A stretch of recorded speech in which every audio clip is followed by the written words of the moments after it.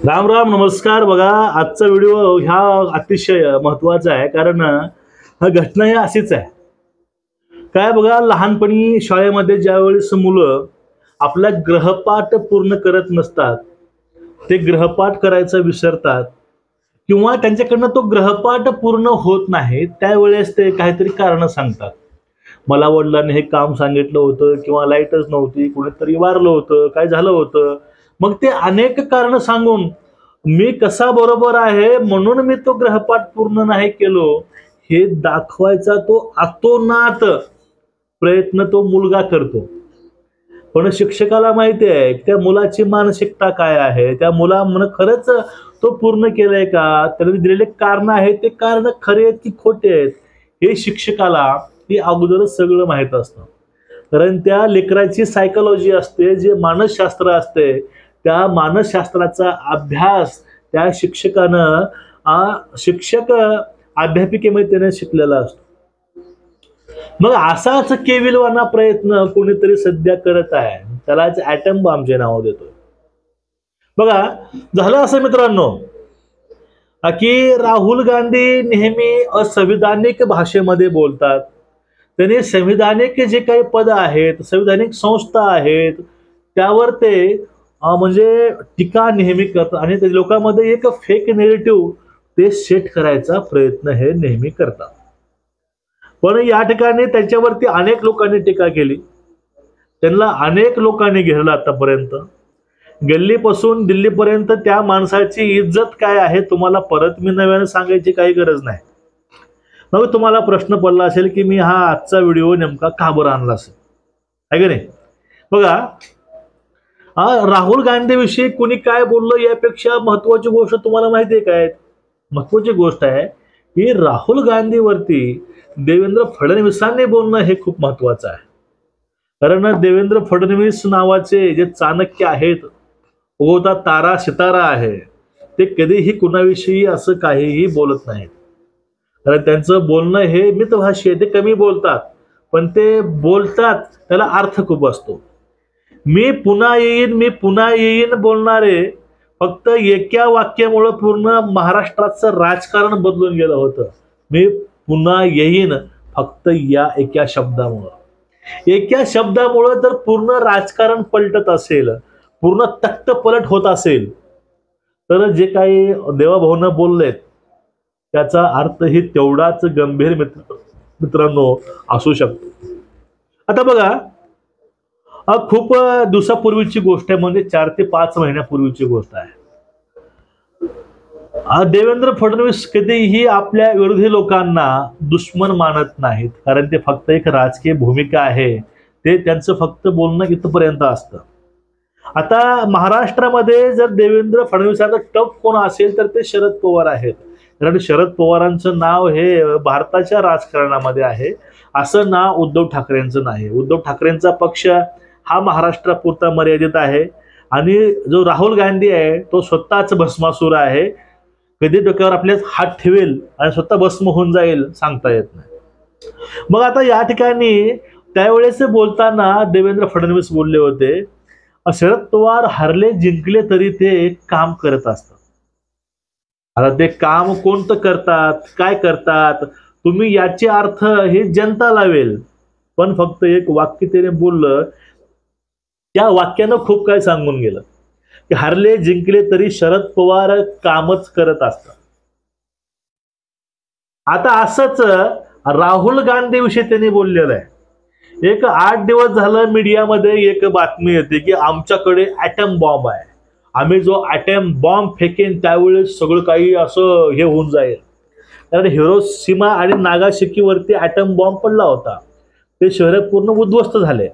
मग इलेक्शन कमिशनवरती यांना item bomb टाकायचा होता, ती इलेक्शन कमिशन यांना तशीच उद्ध्वस्त करायची होती. तसं उद्ध्वस्त ॲटम बॉम्बनं ज्या गोष्टी उद्ध्वस्त होता तशाच उद्ध्वस्त करायचा मनसुबा या राहुलचा होता. आता या ठिकाणी मताची चोरी कशी झाली, इलेक्शन कमिशनच चोर आहे, इलेक्शन कमिशन आणि मोदी मिळून यांनी हा सगळा खेळ केलाय. तुम्हाला मी फक्त मित्रांनो 3 प्रश्न विचारणार आहे आणि परत तुम्हाला सांगणार आहे ह्या राहुलची हेकडी देवाभाऊने कसं काढली. आता हे माझं वैयक्तिक तुम्हाला मी 3 प्रश्न विचारतो. पहिला प्रश्न, जर हे सगळं तथ्य असलं असतं तर लोकसभेला मोदी साहेबांना 2-2 पक्षाचा सहारा का घ्यावा लागला असता? नितीश कुमारांचा, त्यानंतर पासवानचा, त्यानंतर नायडूंचा. हा पहिला प्रश्न. दुसरा प्रश्न, कर्नाटक, तेलंगणा ज्या ठिकाणी काँग्रेसची जीत होते त्या ठिकाणी वोट चोरी होत नाही का? हे 2 प्रश्न झाले. आणि तिसरा प्रश्न आहे, जर निवडणूक हायजॅक करायची असली असतीच तर भारतामध्ये काँग्रेसचं बी सुद्धा उरलं नसतं. आता काँग्रेस बॅकफुटला जाण्याचे कारण काय आहे? त्यांचं नेतृत्व, त्यांची जी आयडियोलॉजी आहे ते आयडियोलॉजी, ह्या सगळ्या गोष्टी सध्या काँग्रेस बॅकफुटला जायचं सगळ्यात मोठं कारण आहे. अहो, नेत्यालाच अक्कल नाही, नेत्यालाच आपण काय बोलतो हेच कळत नाही. नेता नेहमी आपलेच तख्तर लख्तर उडवून घेतो. मग अशा नेत्याचा पक्ष कसा पुढे येईल? आता मताची चोरी ना महाराष्ट्रात झाली आहे ना देशात. हे म्हणतात ना, वोट चोरी झाली, वोट चोरी झाली. याची चोरी ना महाराष्ट्रामध्ये झाली ना देशामध्ये झाली. हे देवभाऊ म्हणतात की हे जे झालंय हे चोरी मुळात होऊ शकत नाही. हे चोरी मताची पूर्वी व्हायची. नक्षलवादी लोक, काही टेरर लोक आहेत महाराष्ट्रातले, भारतातील, ते लोक पेट्या गायब करायचे, पेट्याच्या पेट्या बदलायचे. पण ती चोरी आता होत नाही, कारण नक्षलवाद भारतामधून घालवायचे काम ह्या भाजप सरकारने केले आणि हा नक्षलवादाचा बिमोड, त्यांचा कायमचा बंदोबस्त या लोकांनी केलाय. म्हणजे जी भीती होती चोराची, चोरी करायची, ते तशी होती असं नाही. आता व्हीव्हीपॅट विषयी बोलतात. अहो, ज्या मशीनला वायफायच त्या ठिकाणी नाही, ब्लूटूथ डिव्हाइस नाही, वायफाय नाही, ज्या गोष्टीमध्ये इंटरनेटच नाही, ती गोष्ट कशी हॅक होऊ शकेल, हायजॅक होऊ शकेल? त्या व्हीव्हीपॅट मतदान केंद्रामध्ये पहिले वोट घेण्यापूर्वी ते 10 ते 12 वेळेचे चेक होतं पूर्णपणे, मग वोटिंग होते. म्हणजे जे काही आरोप आहेत हे आरोप हे बिनबुडाचे आहेत. ज्याप्रमाणे अरुणाचलमध्ये चीन सैनिक घुसून भारतीय सैन्याला ताणून ताणून मारत आहेत आणि भारताची 2000 स्क्वेअर चौरस किलोमीटर जमीन हे ताब्यात घेतले चिन्ह, हा दावा करणारे राहुल गांधी यांना कोर्टानं हे फटकारलंय. यांची जी काही लायकी आहे ते कोर्टानं दाखवून दिले की असं बोलणारा व्यक्ती हा देशप्रेमी असू शकत नाही, हे कोर्टाने तर सांगितलेच. पण आता मताची चोरी ना महाराष्ट्रात झाली आहे ना देशामध्ये झाले. चोरीला गेली आहे ती राहुल गांधीच्या डोक्यातील चिप, त्यांची हार्ड डिस्क करप्ट झाली आहे. जे सडका मेंदू आहे राहुलचा, तो सडका मेंदू चोरी गेलाय. जो उरला सोरला आहे तोही करप्ट झालाय. म्हणजे एका वेळेला तरी सांगितलं, सध्या राजकारणामध्ये काय चाललंय, गावागावामध्ये ग्राउंड लेवलला लोकांच्या मनामध्ये काय आहे, लोकांनी भाजपला यावेळेस वोट काय केलं, लोकांनी शिंदेंना वोट काय केलं, लोकांनी महायुतीला वोट काय केलं.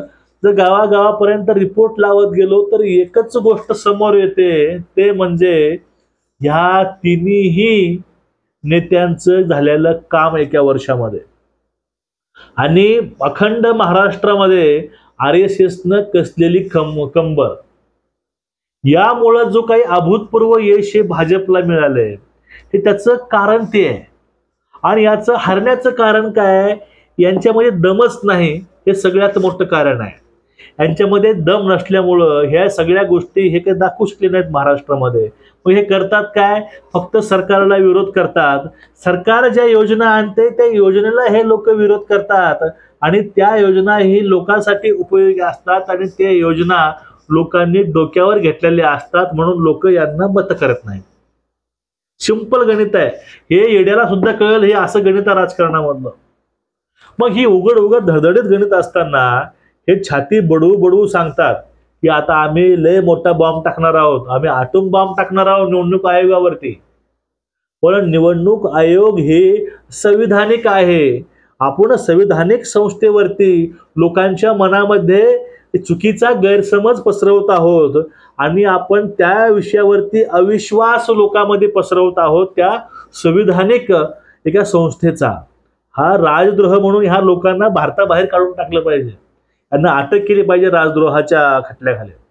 पण या ठिकाणी हे सरकार जे आहे भाजप सरकार, याचा आम्हाला एकच समस्या आहे सरकारच्या विरोधामध्ये। आमचा एकच प्रश्न आहे, एवढ्या लोकांमध्ये फेक नेरेटिव्ह पसरवणारा राहुल, त्याला कोर्टही फटकारतो, मग त्यांच्या विरोधामध्ये ह्या संस्था मानहानीचा दावा का करत नाही? देवेंद्र फडणवीसांनी एक मुख्यमंत्री म्हणून एक कर्तव्यशील आणि एका ठिकाणी बसलेला म्हणजे मुख्यमंत्री पदावरील एक नेता म्हणून त्यांनी जे काही विधान केलं होतं हे विधान चुकीचं नाही, बरोबर आहे। त्यांचा मेंदू चोरीला गेलाय, जो उरलाय तोही सडलाय पूर्णपणे। मग ह्या सडक्या मेंदूतून विचार हे सडके येणार, यातून कुठं धर्माविषयी आणि देशाविषयी हितामध्ये विचार येणार, हे महत्वाचं आहे। म्हणजे एकूणच ह्या पप्पू आणि पप्पूचा आटम बॉम्ब याची हवा एका सेकंदामध्ये देवाभवन काढली आहे, एवढं मात्र नक्की आहे। तुमचं एकूणच या विषयावरती मत काय नक्कीच व्यक्त व्हा। व्हिडिओ शेअर करा, चॅनलला सबस्क्राईब करा। नमस्कार, राम राम, जय हिंद, वंदे मातरम।